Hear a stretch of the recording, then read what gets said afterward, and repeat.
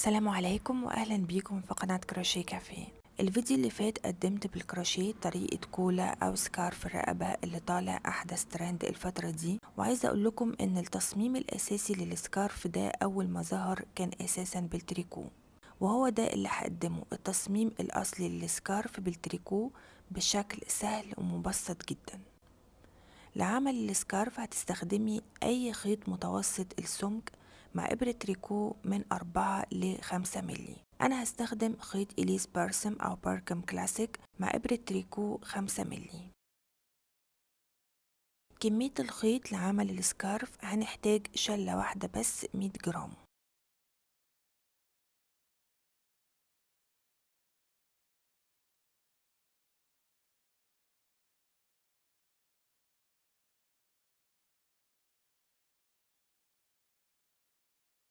نبدأ بعمل 10 حلقات، هما دول اللي هيشكلوا العرض بتاع الرباط أو الحزام للسكارف، فبنسيب مسافة كافية من الخيط. بنعمل عقدة البداية، الخيط القصير بناحية ايديا اليمين، الخيط المتصل بالشلة في الشمال، دي كده الحلقة رقم 1 2 3 4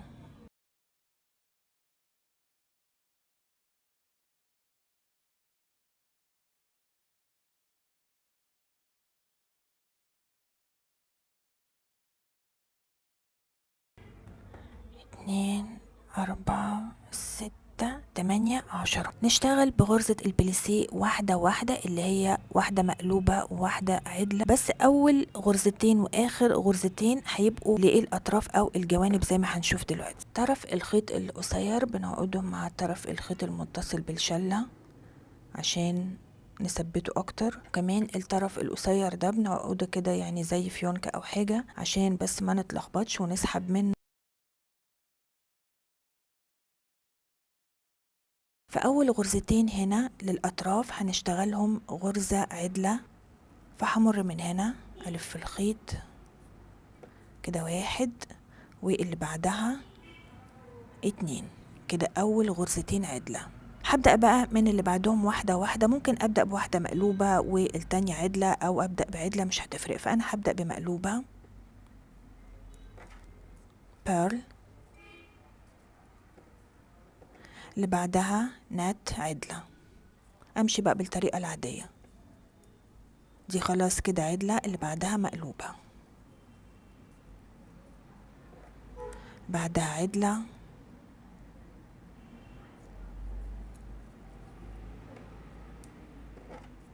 بيرل مقلوبة، بعدها نات عدلة. اخر غرزتين هتعامل معاهم ان هما غرزة مقلوبة بس مش هشتغلهم، فبعدل الخيط بالشكل ده كأني هشتغل بيرل، وبعدين بسحب الحلقة واخرج بيها، واسحب كمان الحلقة اللي بعدها واخرج بيها. في اخر حلقتين ماليش دعوة خالص باللي قبلها كانوا ايه، المهم ان اخر حلقتين هنهيهم بالطريقة دي. هبدأ السطر اللي بعده، اول غرزتين هشتغلهم نات، غرزة عدلة،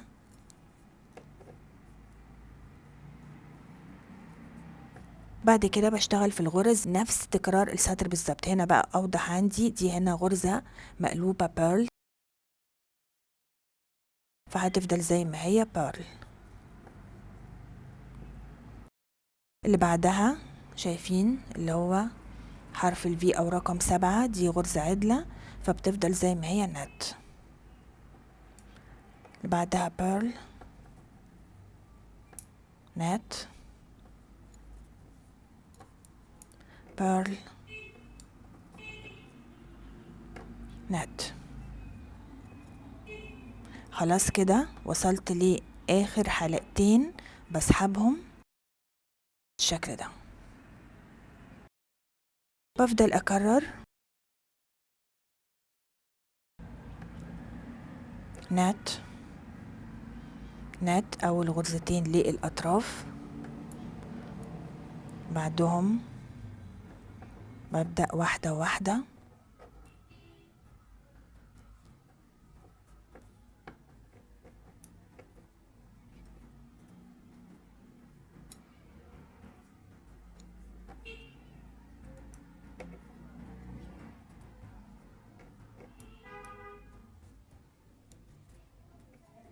اخر غرزتين كأني هشتغلهم بيرل بس بسحبهم زي ما هما.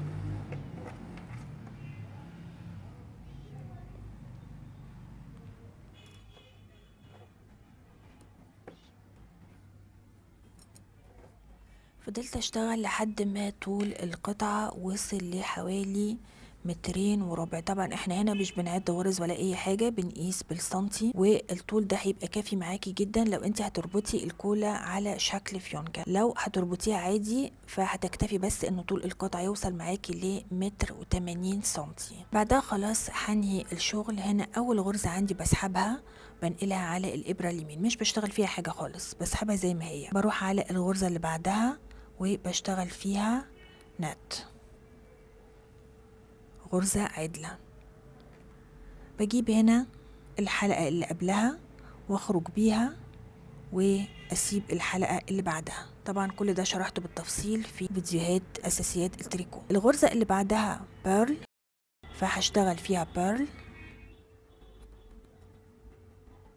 وبعدين انقل على اول حلقة واخرج بيها من على الابرة.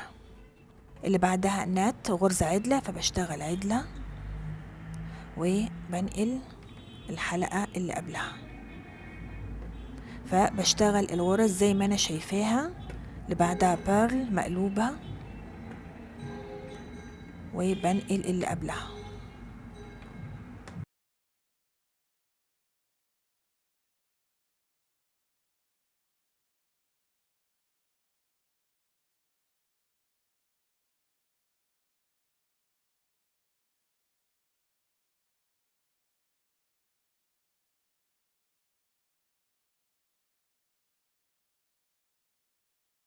هنا اخر غرزتين عندي هشتغل فيهم بيرل.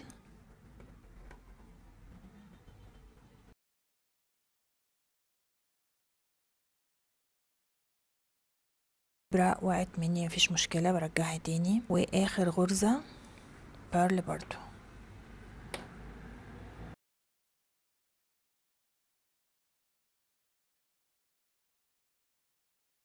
اتفضل عندي اخر حلقة على الابرة. خلاص بخرج بقص الخيط وبعقد الخيط داخل الحلقة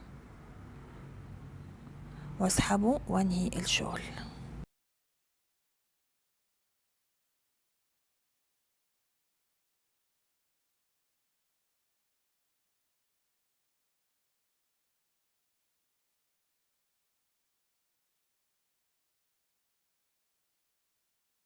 ده شكل الشغل عندنا، الشريط او الحزام الاساسي.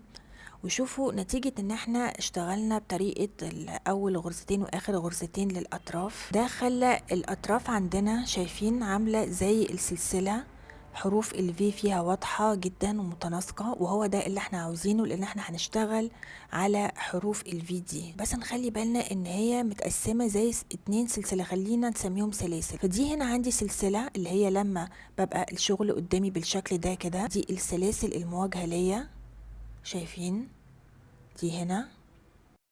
وفي برضو سلسلة تانية جنبها اللي هي دي، شايفين الجزء ده. فعاوزين نخلي بالنا لما نيجي نلقط الغرز مش هنمر كده بحيث ان احنا نبقى خدنا حلقة من السلسلة اللي هنا على حلقة من السلسلة اللي قصادنا، لا احنا عاوزين نشتغل على السلسلة دي بس اللي هي على الطرف خالص.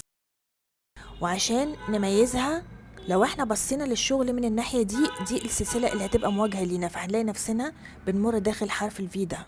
لا مش ده اللي احنا عاوزينه، احنا عاوزين نمسك الشغل بالطريقة دي كده، اللي هي الحافة او الاتجاه ده يبقى قدامنا كده.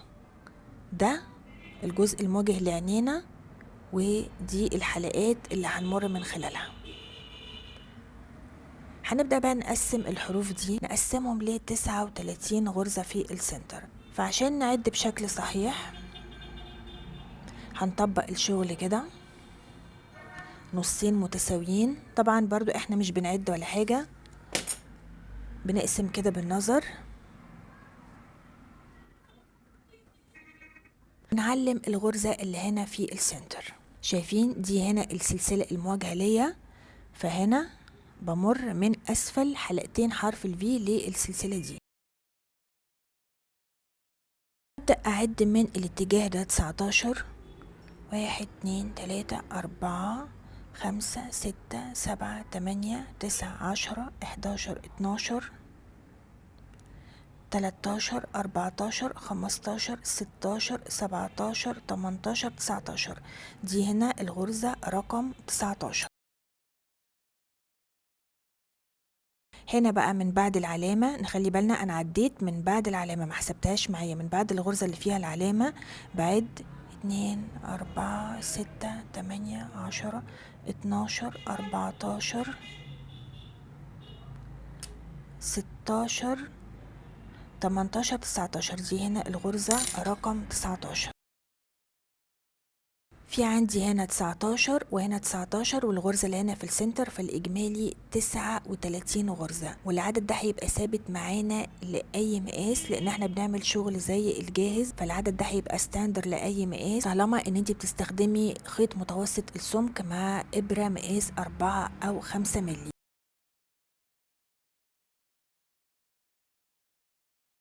نشيل بقى العلامة دي مش محتاجينها. هنا برضو في الجهة المقابلة هنحدد نفس 39 غرزة بالظبط، ولازم يبقوا متناسقين ومواجهين لبعض لانه زي ما قلت لكم في فيديو الكروشيه انه الجهتين دول هيبقوا مراية لبعض، فالخطوات اللي هنشتغل بيها هنا هنكررها بالظبط في الصف المقابل. هنوصل الخيط من اي جهة منهم، زي ما قلت لكم دايما الشغل يبقى مواجه قدامنا بالشكل ده كده، مش كده، لا قدامنا بالشكل ده كده. دي السلاسل اللي هي هتبقى مواجهة قدام عينينا بالظبط.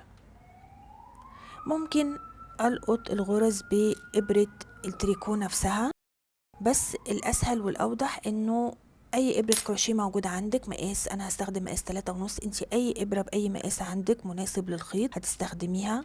وعلى فكرة حتى الناس المحترفة بتوع التريكو لازم بيبقى عندهم إبرة أو إبرتين من الكروشيه عشان بتسهل عليهم خطوات كتير. هنعمل عقدة البداية، مش همر أسفل الحلقتين، لأ همر من الحلقة الخلفية، شايفين؟ وابدأ أسحب الحلقة وهحسبها معايا غرزة، وبعدين أروح على الحلقة الأمامية واسحب، أمر من أسفل الحلقة واسحب الخيط، فأنا كده سحبت حلقتين.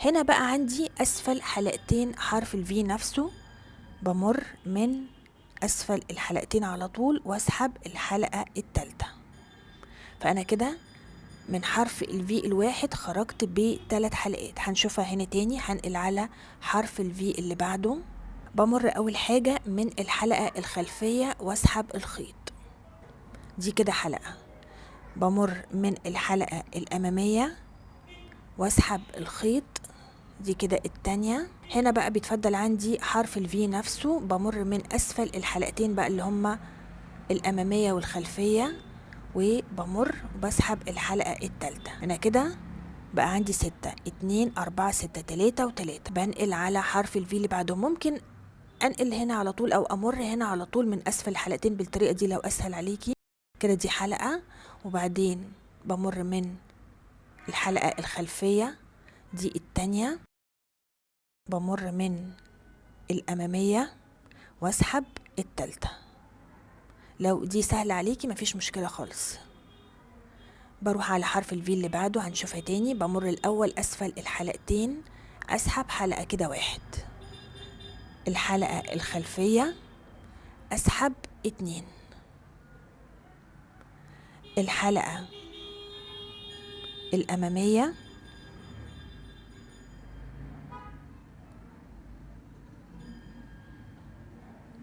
أسحب 3.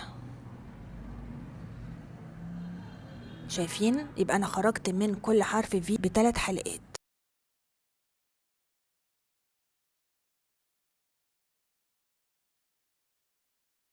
هنا بدأت الغرز تزيد عندي على إبرة الكروشيه، فعشان أخفف شوية لأن طبعا مش معقول هقعد أنقل كل الغرز، الإبرة مش هتكفي، ببدأ بقى هنا أجيب الإبرة وأسحب الإبر وأسحب الحلقات دي وأنقلها على إبرة التريكو كده. 1 اللي بعدها 2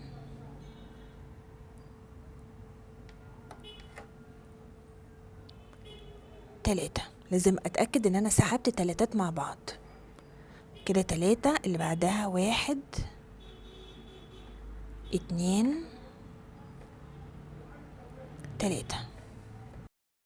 شايفين؟ بسيطة خالص، مفيش فيها اي حاجة. خلي بالي برضو ان الغرز ما تطلعش من الناحية التانية، واكمل.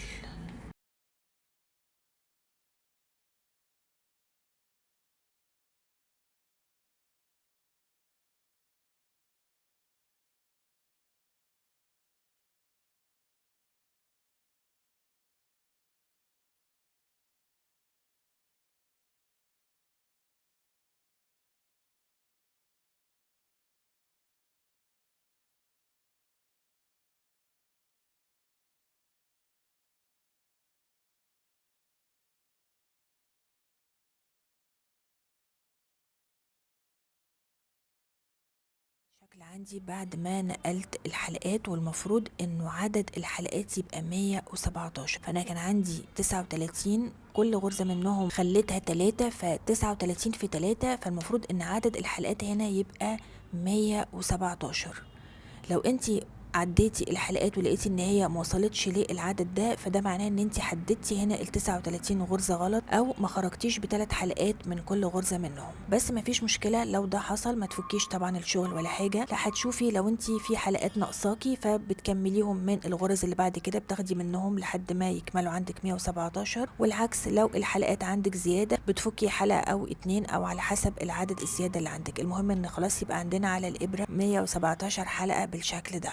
طيب احنا ليه ما خرجناش بحلقة واحدة من كل الغرز؟ لو كنا عملنا ده كنا هنحتاج في السطر اللي بعديه نبدأ نعمل تزايد، فانا اختصرت الخطوة دي واوريدي خلاص عملت التزايد هنا في الحلقات عشان تدينا التمويجة او الكرنشة اللي احنا عاوزينها. فاحنا كده هنبدأ نشتغل على طول من غير ما نحتاج نعمل اي تزايد. طريقة الشغل انه اول واخر غرزة او حلقة هتبقى للاطراف، بعد كده هشتغل 5 مقلوب و5 عدل زي ما هنشوف. فهنا اول غرزة بسحبها من غير ما اشتغل فيها، الخيط بيبقى اعلى الابرة وبسحب الحلقة بالشكل ده كده. ال5 اللي بعدهم كلهم مقلوبة بيرل. طبعا اول سطر شوية عشان ده اللي احنا اسسنا فيه، فبتبقى الحلقات ضيقة شوية. 1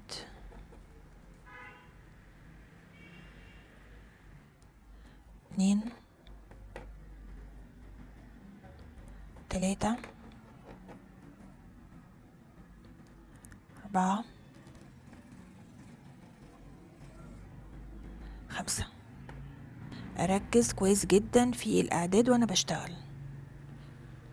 اشتغلت 5 بيرل، اللي بعديهم 5 نت، فبعد الخيط 1 2 3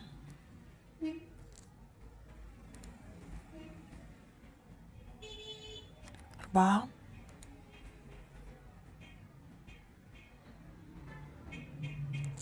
5. طبعا انا وضحت في دروس المبتدئين لو في غرزة انت غلطتي فيها ازاي ترجعيها تاني، بس طبعا برضو لازم نركز في العدد. خلاص خلصت 5 نت زي ما احنا شايفين، يبقى اللي بعدهم 5 بيرل، وافضل اكرر بقى 5 و5.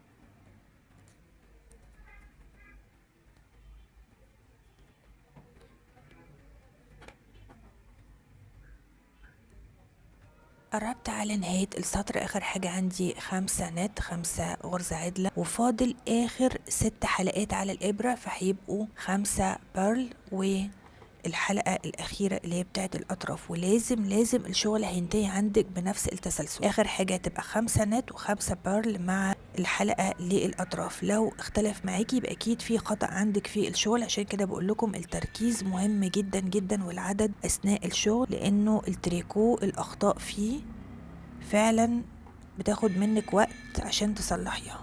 كده 2.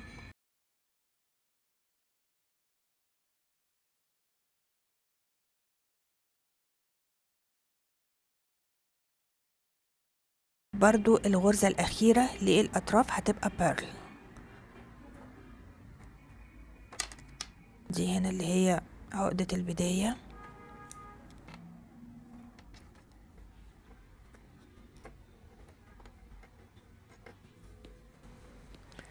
هبدأ في السطر اللي بعده وهشتغل في الغرز زي ما انا شايفاها بالظبط. فهنا بداية السطر عندي هتبقى نت عدلة اللي هي اصلا كانت مقلوبة في السطر اللي قبله، فخلاص بقى الغرز بتبقى واضحة قدامنا. ال5 نت وال5 بيرل بيفضلوا زي ما هما. بسحب برضو اول حلقة وعندي السطر بيبدأ بنت، فهشتغل على طول 5 نت.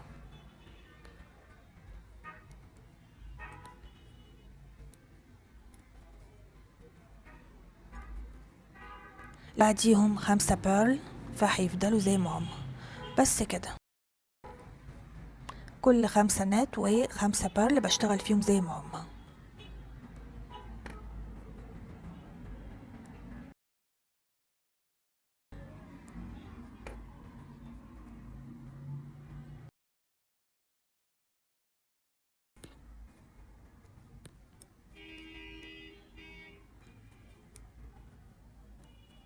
قربت على نهاية السطر. اخر حاجة عندي 5 بيرل واخر 5 حلقات هيبقوا نت.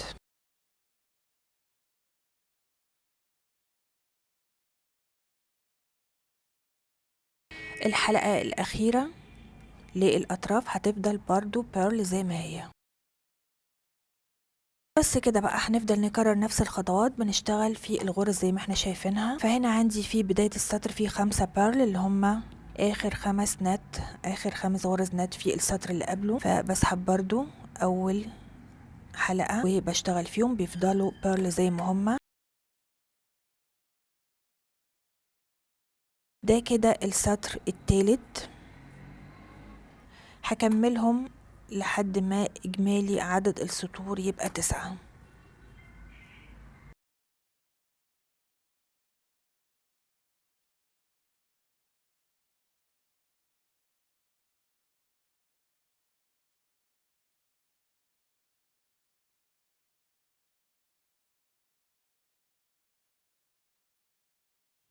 خلصت 9 سطور وده شكل الشغل. عشان نعد بيبقى العدد من حروف الفي زي ما اتعلمنا كده: 1 2 3 4 5 6 7 8 9. خلاص هنهي الشغل برضو بنفس الطريقة. أول غرزة بنسحبها عادي. السطر بيبدأ عندي بنت، فبشتغل نت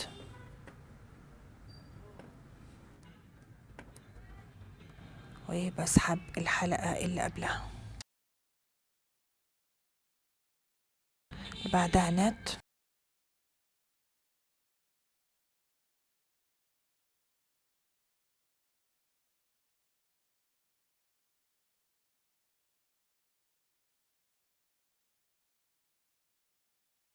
خلاص كده انهيت الغرز نت. هبدأ انقل بقى على البيرل، فهي نفس الطريقة بالظبط، بس برضو بشتغل الغرز زي ما انا شايفاها.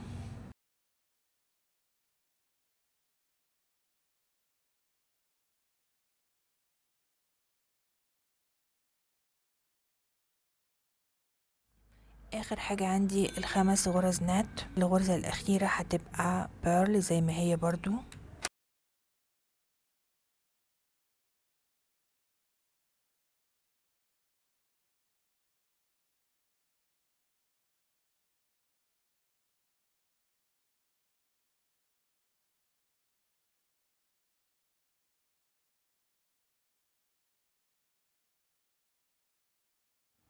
ده شكل الشغل عندنا.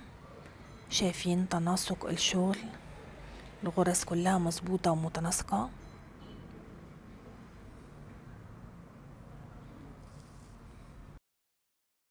الرافلز او اللي هي الكرنشة موجودة رغم ان احنا ما اشتغلناش تزايد ولا اي حاجة. شايفين؟ الخطوة اللي بعدها هنشتغل نفس الخطوات بالظبط في الصف المقابل، بس برضو نراعي عشان شغلنا يبقى متناسق والاتنين يبقوا زي بعض. هنا ده خيط النهاية هيبقى ناحية ايدينا اليمين، وده خيط البداية اللي احنا وصلناه هيبقى ناحية الشمال. هنخلي بالنا نعدل الشغل على الاتجاه ده، ونبدأ بقى نوصل الخيط بنفس الطريقة.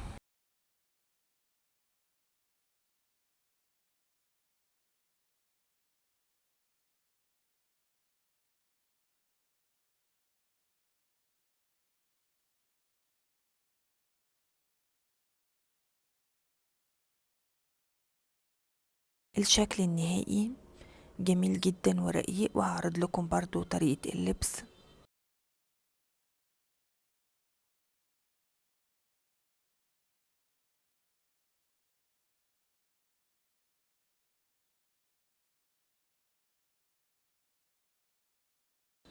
ده نفس السكارف بس بالكروشيه. طبعا الاتنين حلوين وكل تصميم وليه ذوق وستايل خاص بيه.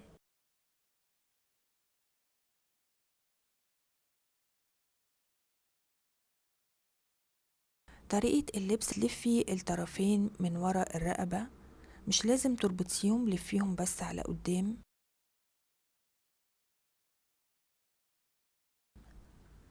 وبتعقدي الطرفين، بتمرري طرف منهم من أسفل لأعلى وتسيبيه بالشكل ده.